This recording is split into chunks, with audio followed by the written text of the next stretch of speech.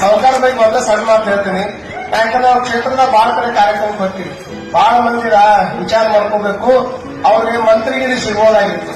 ಆದ್ರೆ ಅವ್ರು ಒಂದೇ ಒಂದು ಮಾತು ಸರ್ಕಾರದ ಮುಂದೆ ಇಟ್ಟಿದ್ದೇನು ಅಂದ್ರೆ ನನಗೆ ಮಂತ್ರಿಗಿರಿ ಕೊಡಲೇಬೇಕಾದ ಅರ್ಥ ಆಯ್ತು.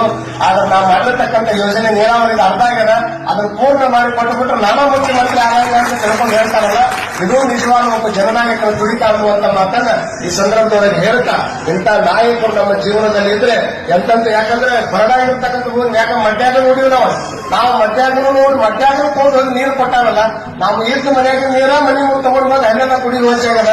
ಎಲ್ಲಿಂದ ನೀರು ತಗೊಂಡು ಬಂದು ಎಲ್ಲೇ ಕೊಟ್ಟು ಇವತ್ತು ಆ ಭಾಗದ ಮಂದಿ ದ್ರಾಕ್ಷಿ ಬೆಳೀತಾರೆ, ಕಬ್ಬು ಬೆಳೀತಾರೆ. ಅಂದ್ರೆ ಸರ್ಕಾರನ ಇಷ್ಟ ಅನ್ನೋದು ಏನಂತಂದ್ರೆ ಜನ ಇವತ್ತಿನ ದಿವಸ ಸ್ವಾಮಿಗಳು ಫೋಟೋ ಹಾಕೊಂಡು ಮನೆ ಪೂಜೆ ಮಾಡ್ತಾರ. ಮುಂದೊಂದು ಕಾಲಕ್ಕೆ ಎಷ್ಟು ಮಂದಿ ನೀರು ಕೊಟ್ಟು ಸರ್ಕಾರ ನಿಮ್ ಫೋಟೋ ಹಾಕೊಂಡು ಪೂಜೆ ಮಾಡತ್ತಾರ ಅನ್ನುವಂಥದ್ದನ್ನ ಈ ಸಂದರ್ಭದಲ್ಲಿ ಹೇಳ್ತಾ, ಅವ್ರು ಇಲ್ಲಿ ಮಠ ಬಂದು ನಮ್ಮ ಗೌಡ್ರಿಗೆ ಹರ್ಷಿದ್ದಕ್ಕಾಗಿ ಧನ್ಯವಾದಗಳನ್ನ ಹೇಳ್ತಾ, ಎಲ್ಲರಿಗೂ ಒಳ್ಳೇದಾಗಲಿ. ನಮ್ಮ ಗೌಡಿ ಸರ್ ಬಗ್ಗೆ ಒಂದು ಮಾತು ಹೇಳಬೇಕಲ್ಲ, ಅವ್ರ ಒಂಥರ ಬಹಳ ಸಂಪಾದಿದ್ರು. ಸೈನ್ಯ ಇಲ್ಲ, ಯಾರ ಬಗ್ಗೆ